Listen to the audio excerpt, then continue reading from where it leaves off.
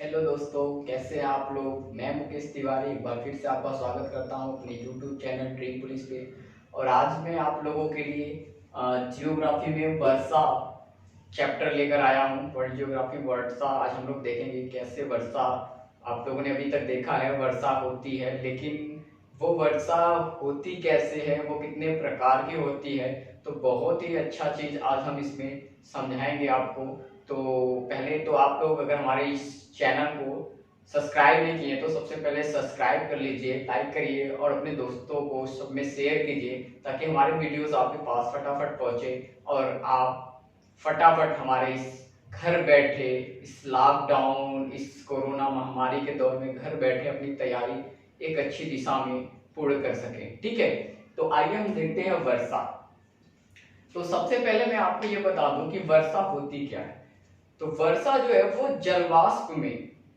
जलवाष्प युक्त वायु जब ऊपर उठती है तो ऊपर उठने के दौरान वो संघनन करती है। और संघनन क्रिया के दौरान, क्योंकि जब ऊपर उठती है वायु तो तापमान में क्या होता है, कमी हो जाती है। और कमी जब होती है तो संघनन होता है, और संघनन होता है तो मेघों का निर्माण यानी बादलों का निर्माण होता है। और जब वो मेघों में कुछ का जो जलवाष्प की मात्रा होती है वो ज्यादा हो जाती है, तो जो वायुमंडल है हमारा वो उनको नहीं सह पाता, तो वो क्या होता है, वही जलवाष्प की बूंद के रूप में या बर्फ के रूप में फिर धरती पे गिरती है, जिसे हम वर्षा कहते हैं। ठीक है, वर्षा जल के रूप में भी होती है, बर्फ के रूप में भी होती है। ठीक है, हमने देखा है। तो आज हम देखते हैं इसे कि ये वर्षा होती कितनी प्रकार। तो वर्षा होती है 3 प्रकार की। कौन कौन सी, आइए देखते हैं। सबसे पहले जो होती है वो होती है संवहनीय वर्षा। संवहनीय वर्षा, ठीक है, जिसे इंग्लिश में कन्वेक्शनल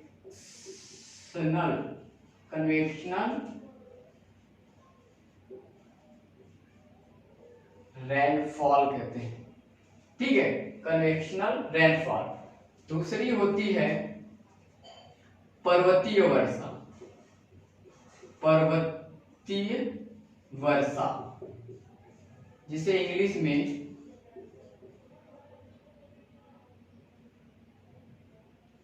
ओरोग्राफिक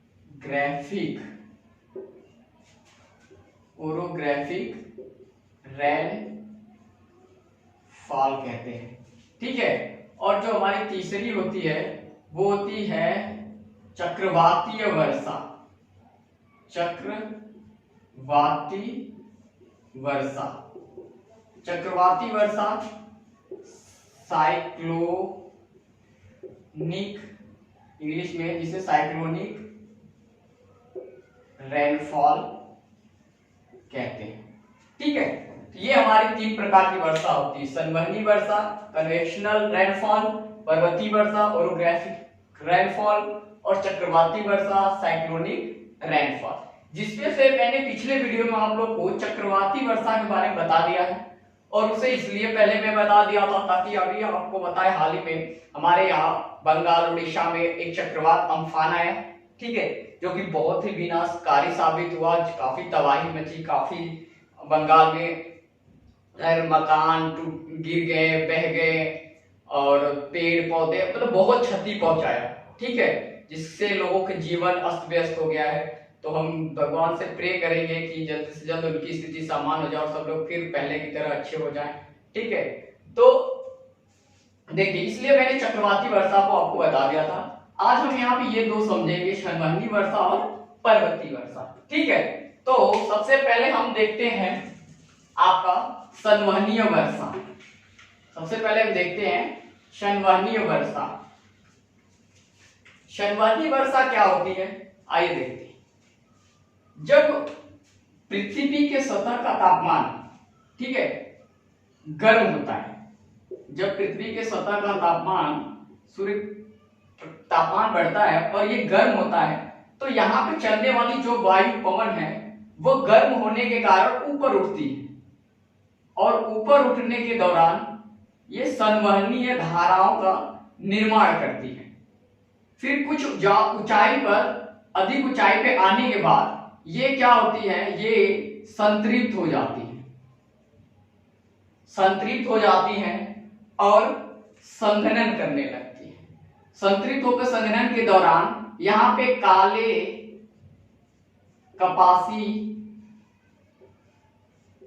कपासी मेघ छा जाते हैं। जैसे कि मैं बताता हूं, पहले मैं आपको 2 पॉइंट बता दिया। संघनन क्या होता है? संघनन होता है क्या? संघनन होता है जब जलवाष्प की मात्रा, जो जलवाष्प है वो तरल या ठोस रूप में परिवर्तित होकर पृथ्वी पर आती है, जैसे बर्फ के रूप में या बारिश के बूंदों के रूप में, उसी को हम कहते हैं संघनन क्रिया। ठीक है। और संतृप्त जो अवस्था होती है वो होती है जब वायु गर्म होती है। ठीक है। तो गर्म होकर जब ऊपर उठती है तो उसमें जो जलवाष्प की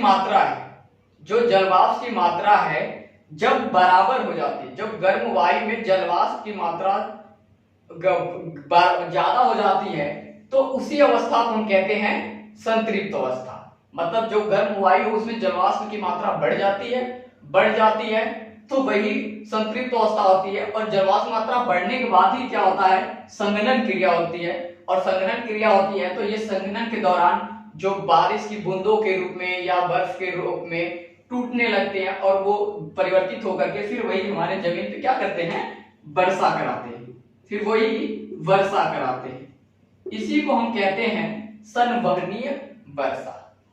ठीक है। फिर से एक बात देख लीजिए, जब गर्म वायु ऊपर की तरफ उठती है, तापमान में कमी होने के कारण जब ऊपर उठती है तो जब तापमान बढ़ता है तो गर्म वायु ऊपर की तरफ उठती है तो वो संवहनी धाराओं का निर्माण करती है। ज्यादा ऊंचाई जाने पर ये संवहनी धाराओं का निर्माण करती है और तत्पश्चात इसके पश्चात होता क्या है कि जो वायु है वो संतृप्त हो जाती है। तो संतृप्त होने के बाद वो संघनन करने लगती है और संघनन के दौरान काले कपासी मेघ छा जाते हैं। जैसे कि आप लोगों ने कभी कभी देखा है, जब वो एकाएक, ये वर्षा ज्यादातर दोपहर में होती है 2 से 3 बजे, अचानक से जब कभी बारिश मौसम बनता है, हमारे यहाँ मौसम साफ रहता है, फिर अचानक से एकदम काले बादल छाते हैं, अंधेरा सा छा जाता है और फिर उसके बाद होता क्या है, 20 मिनट 25 मिनट आधे घंटे की मतलब अल्पकालिक घनघोर बारिश होती है। तो वो बारिश संवहनीय बारिश ही होती है। ठीक है। ये अल्पकालिक होती है, ये ज्यादातर विषुवतीय प्रदेश में होती है। इसकी विशेषता है इसकी विशेषता देख लीजिए, इसकी सबसे बड़ी विशेषता की ये ज्यादातर ये विषुवतीय प्रदेश में होती है। ठीक है। ये ज्यादातर विषुवतीय प्रदेश में होती है और इसमें काले कपासी बादल छा जाते हैं। ये दोपहर के टाइम 2 से 3 बजे के बीच होती है। 2 से 3 बजे के बीच अचानक से काले बादल छाते हैं, मौसम विकराल रूप धरता है और खूब मूसलाधार तेज बारिश होती है। लेकिन वो कुछ ही 10 मिनट 20 मिनट आधे घंटे बाद वो धीरे धीरे 3 से 4 बजे तक जाते जाते वो बारिश समाप्त हो जाती है। इसी को हम कहते हैं संवहनीय वर्षा। ठीक है। तो आप याद रखना कि ये ज्यादातर विषुवतीय प्रदेश में होती है। ये दोपहर के टाइम 2 से 3 बजे के बीच में होती है। जब संवहनीय वर्षा होती है तो काले कपासी मेघ बादल छा जाते हैं। ठीक है। ये 3-4 पॉइंट आप याद रखना। ठीक है। क्योंकि ऐसे ही क्वेश्चन बनते हैं। संवहनीय वर्षा कब होती है, कौन से मेघ बनते हैं, पूछा भी गया क्वेश्चन, जब संवहनीय वर्षा होती है कौन से मेघ बनते हैं। वो ज्यादातर 2 से 3 बजे के बीच में होने वाली वर्षा। क्वेश्चन यूपीएससी में पूछा था कि 2 से 3 का टाइम हो रहा है, काले बादल छाए हुए हैं, ठीक है, और मूसलाधार बारिश हुई लेकिन कुछ क्षण में रुक गई। वो किस बारिश, वो निम्न से कौन सी बारिश थी? तो संवहनीय वर्षा। ये क्या है? ये संवहनीय वर्षा। ये पूछा गया था यूपीएससी के क्वेश्चन। ठीक है। तो ये होता है हमारा संवहनीय वर्षा। आई होप कि आपको ये समझ में आ गया होगा। ठीक है। आइए हम आगे बढ़ते हैं और दूसरा देखते हैं। अब हम पर्वतीय वर्षा। अब हम देखेंगे यहाँ पे पर्वतीय वर्षा।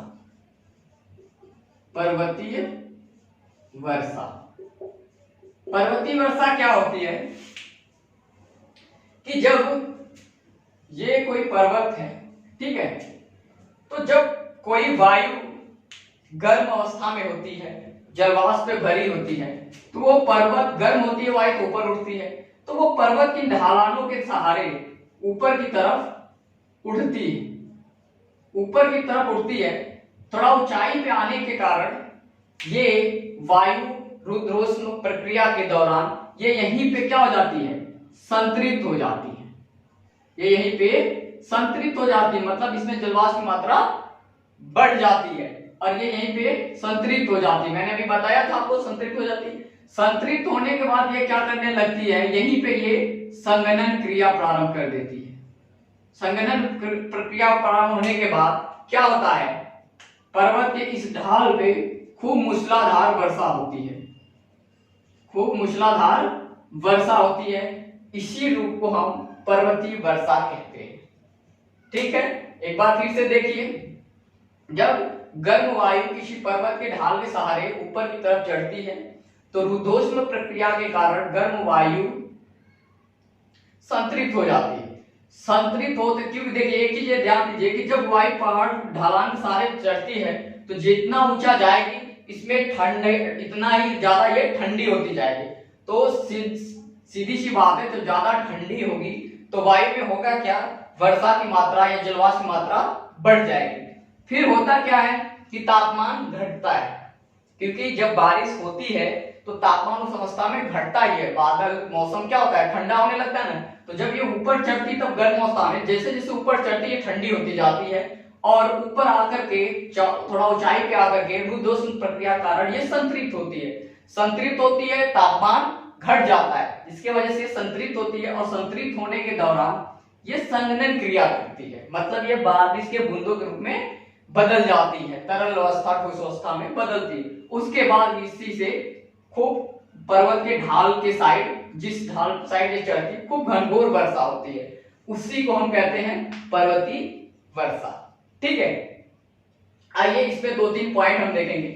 तो पर्वतीय वर्षा जो है ये समुद्री तट के निकट होता है, ज्यादातर ये समुद्रीय या सागरीय क्षेत्र में होता है। जब कोई पर्वत श्रेणी, जब पर्वत किसी सागर तट के, जैसे ये हमारा समुद्र है या सागर है, ठीक है, ये हमारा समुद्र है, जब समुद्र या सागर के निकट हो और उसके क्या हो, समानांतर हो, ठीक है, ये इसकी विशेषता है कि जब पर्वत के,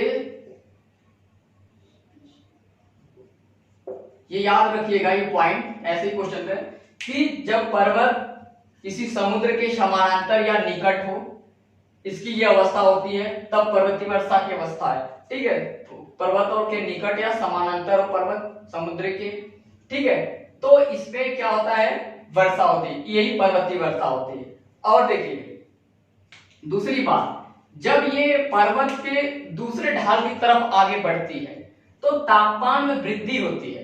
तापमान में वृद्धि होने के कारण रुद्धोष्म प्रक्रिया के वजह से क्या होता है, वायु शुष्क हो जाती है, मतलब उसमें आर्द्रता की मात्रा घट जाती है, जलवाष्प की मात्रा घट जाती है, जिसके वजह से उसके दूसरे ढाल पे बहुत कम, मतलब कि उसके दूसरे ढाल पे वर्षा की मात्रा घट जाती है। देखिए इसका सबसे बढ़िया मैं आपको एग्जांपल बताता हूं कि पश्चिम घाट पे स्थित महाबलेश्वरम, पश्चिमी घाट पे स्थित महाबलेश्वरम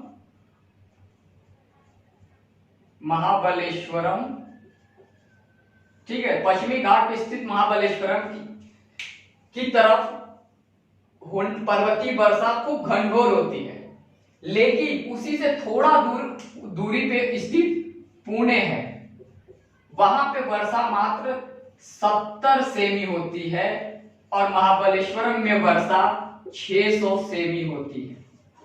उसका कारण ये है कि महाबलेश्वरम जो है वो पर्वत उस ढाल की तरफ स्थित है जिधर बादल का निर्माण होता है, जिधर ये वर्षा होती है, ठीक है। और जिस तरफ ये वायु होती है, पवन चलती है, जिस तरफ पवन चलती है उस ढाल पे अवस्थित होने के कारण महाबलेश्वरम में वर्षा 600 सेमी होती है।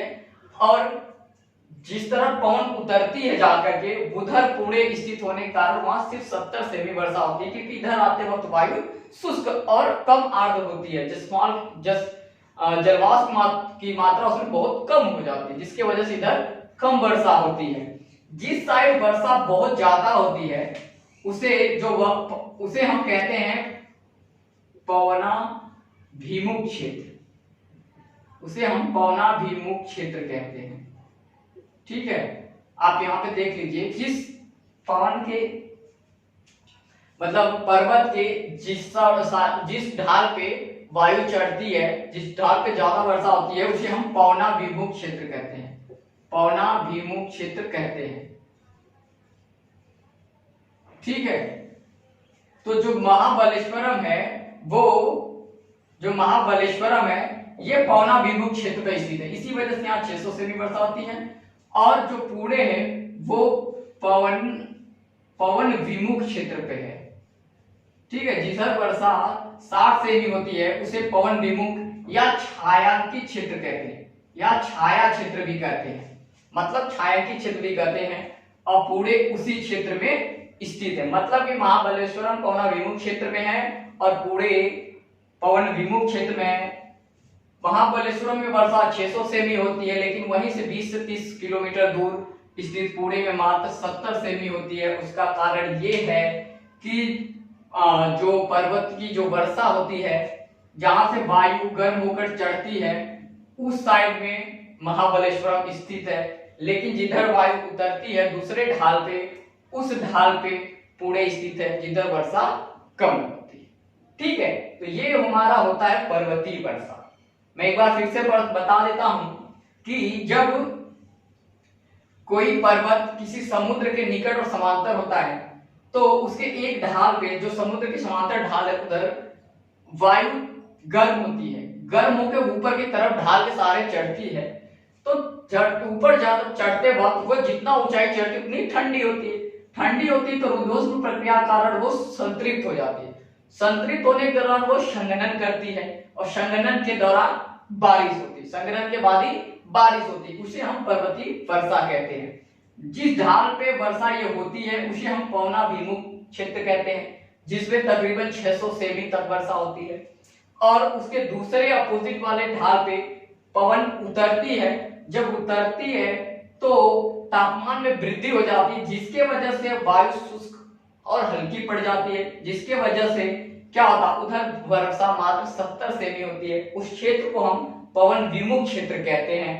और मैंने आपको एग्जांपल बताया कि जिस ढाल पे वर्षा ज्यादा होती है उधर महाबलेश्वरम स्थित है, जो कि एक पश्चिमी घाट का एक बहुत ही अच्छा उदाहरण है। पश्चिमी घाट में महाबलेश्वरम स्थित है, जो कि पवन विमुख क्षेत्र में है, जिसके वजह से इधर वर्षा ज्यादा होती है, और पूरे पवन विमुख क्षेत्र पे, जिसकी वजह से यहाँ वर्षा कम होती है। ठीक है, तो आपको ये याद रखना है इसमें पॉइंट कि ये ज्यादा समुद्र तट के निकट होती है। हाँ, एक चीज हमेशा याद रखिए कि संसार में सबसे ज्यादा वर्षा इसी से होती है, संसार में सबसे ज्यादा वर्षा इसी प्रक्रिया के थ्रू होती है, ये याद रखिएगा। ये समुद्र या सागर के निकट पर्वतों पे ज्यादा होती है, संसार में सबसे ज्यादा इसी से वर्षा होती है। जैसे कि हमारा चेरापूंजी हो गया मेघालय में, आपने सुना है बहुत वर्षा होती है, क्यों? वो एक पहाड़ पे स्थित है। ठीक है, तो दुनिया में होने वाली वर्षा में सबसे ज्यादा वर्षा इसी के थ्रू, पर्वतीय वर्षा के थ्रू होती है। ठीक है, तो ये रहे आपके पॉइंट। मैं उम्मीद करता हूं आपको ये वीडियो अच्छा लगा होगा और बहुत ही आसानी से, बहुत ही अच्छे तरीके से आपने इसे समझ लिया होगा। ठीक है, अगर आपको मेरा ये वीडियो अच्छा लगा है तो आप इसे लाइक कीजिए, सब्सक्राइब कीजिए, अपने दोस्तों में शेयर कीजिए, और हमारे वीडियो फटाफट अपने पास पाइए, और अपने घर में रहिए, सुरक्षित रहिए, अपने आसपास अपने घर में मतलब केयर कीजिए। ठीक है, गाइडेंस जो रूल्स गवर्नमेंट को उसे फॉलो कीजिए, और अपनी सेफ्टी बरतिए, अब दूसरों की भी सेफ्टी बरतिए। ठीक है, वीडियो देखने के लिए बहुत बहुत धन्यवाद।